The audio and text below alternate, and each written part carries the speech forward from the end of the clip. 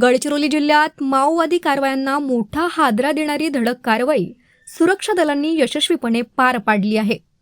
गुप्त माहितीच्या आधारे गडचिरोली पोलीस आणि सीआरपीएफच्या संयुक्त पथकानं बालबेडा जंगल परिसरात शोधमोहीम राबवून माओवाद्यांचा गुप्त शस्त्रनिर्मिती कारखाना उद्ध्वस्त केला।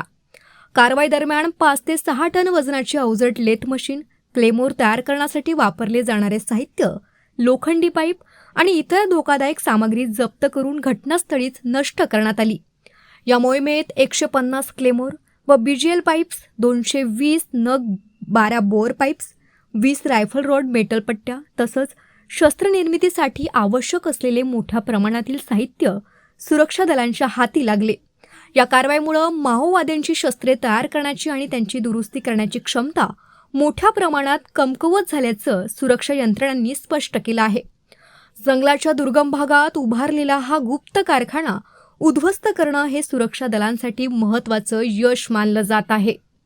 या उल्लेखनीय कारवाईबद्दल मुख्यमंत्री देवेंद्र फडणवीस यांनी समाज माध्यमावरून गडचिरोली पोलीस आणि सीआरपीएफच्या अधिकारी व जवानांचं अभिनंदन करत त्यांच्या शौर्याचं कौतुक केलं।